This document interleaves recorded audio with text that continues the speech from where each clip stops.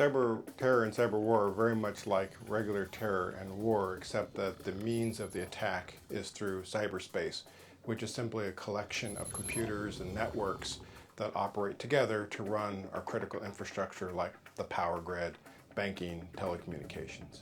The biggest misconception about cyber terror is that it's kids in a garage somewhere in some sunny Northern California, small community, and somehow they nearly trigger a World War III, the war games kind of vision of how hacking is done. Hackers are generally understood to be individual or small groups of people who perform some attack for glory or from some minor level of profit.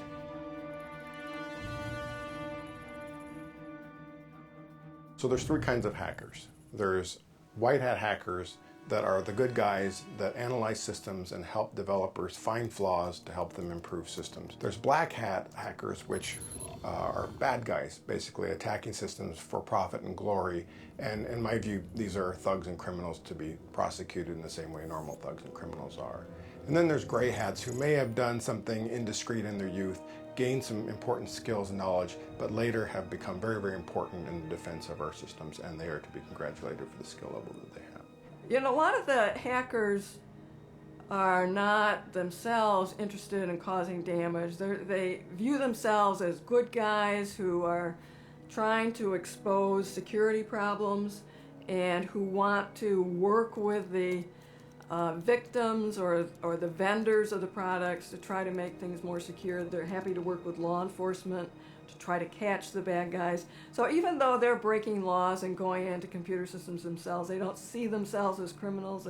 They see themselves as part of the solution. My principal worry is that the master hacker community out there is often alienated by officialdom.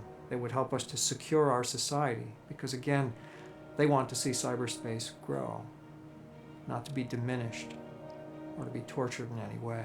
And they could also do something that is most needed right now in the war on terror, and that is to track down the terrorists. They know them better than anybody. They know how to find them. They know how to track them. They know how to steal from them, as one or two hackers I know have done in the past. So we need to be reaching out to them, not incarcerating them. Those kind of hackers are of great use to the country, and we can and have used such attackers to help evaluate systems. Terrorists, on the other hand, understand that the World Wide Web and the Internet are a principal way of riding the rails of advanced technology to strike at their opponents. The cyber terrorist is somebody who is attempting to plan out a campaign of attacks that's highly coordinated to have a strategically damaging effect. It has to be a politically or socially motivated kind of attack on digital systems, preferably on critical infrastructure, something that's significant to target population. The damages have to be great. They can't just be something that's a nuisance or disruption. They're attempting to change policy through some strategic effect on the country. And if that attack happens to be a physical attack, that accomplishes their goal. If it happens to be a cyber attack, it also accomplishes their goal. It's a question of which one is most effective and efficient for them to do. The cyber attacks right now are predominantly denial of service attacks, where what they'll try to do is flood another website. So it might be a website that's affiliated with the government or something. So it might try to generate a lot of traffic on that website so that other people can't get to it, so the site's disrupted. There's another kind of attack that I'd like to call semantic, which is giving instruction sets into systems to make them think they're doing the right thing, but in fact they're grinding their own gears or destroying themselves. People don't understand that what makes us a first world country is our computer systems. Cyber terrorism can in fact destroy those systems and destroy our way of life. Lack of inside information about what their intentions are makes it very difficult to predict where they're going to be, which means that we have to defend everything on the assumption they're going to attack the most critical systems. Frankly, we know very little about terrorist aspirations or their capabilities. We can talk about cyber attackers' aspirations and capabilities in general and then make conclusions about what terrorists do. So we know that people are capable of doing very, very sophisticated attacks that have wide-scale effects, Worms being a prime example, where hundreds of thousands of hosts have been attacked. and billions of dollars worth of damage have been done. And we know what terrorist aspirations are in terms of the level of damage that they want to do. There's actually a genuine concern because computer security is really hard to do, network security is hard to do, and most systems, if you've got enough knowledge, there's vulnerabilities there, especially if you've got an insider. And some of the, in fact, a lot of the scenarios I've seen involve an insider doing something or another, getting access to something, maybe sneaking some code in. I think that in general, the public and even leadership of the country is ill-informed about the degree to which we depend on our systems to control our networks and our critical subsystems. I think most people have an understanding of the internet as a place where they mail their children who are off to school and they surf the web for a hobby or to go shopping.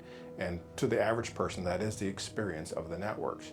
But the reality is that these networks control real physical systems. They control our power grid, they control water, they control banking, and this control is critical to these functions in our society.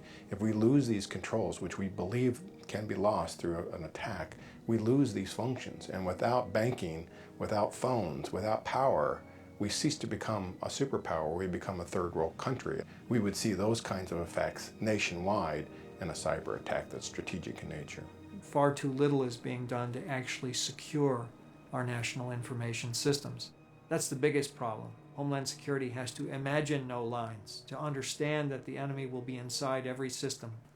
Why aren't we so fully encrypted? Why isn't this everybody's mantra? Well, in part, the government attitude toward encryption was a very hostile one. Law enforcement wants to be able to do cyber taps on people, even though only a handful of cases each year use some kind of cyber tap on somebody's system. And the more you try to control the spread of strong encryption, the more you'll end up with the terrorists and the criminals being the ones in possession of it. Government agencies are not doing enough right now. They're doing some things that are scattered and they're in many, many different directions. What we're not doing right now is developing a national cyber defense capability. I think that should be their number one priority, is protect the government systems. Our best defense against cyber terror is to work very, very closely with those people who are operating systems that are at most risk. The control systems, the high-value targets such as electrical power grid, the financial services sector, oil and gas, to work closely with those people who most deeply understand those systems, to apply the technologies that we have and the techniques that we have to mitigate the risks immediately. The skeptics about cyber terror will say that because it hasn't happened, it won't happen. And I spend a little bit of every day trying to raise consciousness on this point and to make the simple suggestion that wouldn't it be nice if we prevented this possibility from ever occurring? Well, now the internet is a weapon too. It seems to me, however, that it's our adversaries, the terror networks, that have become far more adept at use. And it is we who have been mired in the old ideas of overwhelming force and shock and awe bombing. The future, I think, is really hard to call because we're not very good at predicting where the technology is going to go and what people will do with it. I mean, if you just roll back, maybe 15 years, there was no web. The best thing an individual can do for self-protection is to encrypt all communications and all your data, all the time.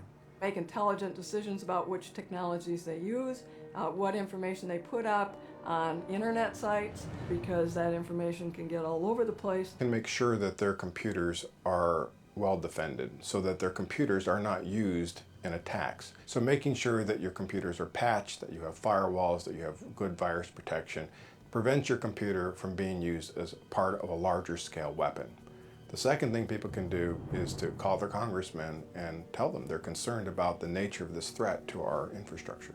No, I don't think the government can solve the problem because, the problem is with the technology and the way the technology is deployed, and the government doesn't have a lot of control over that.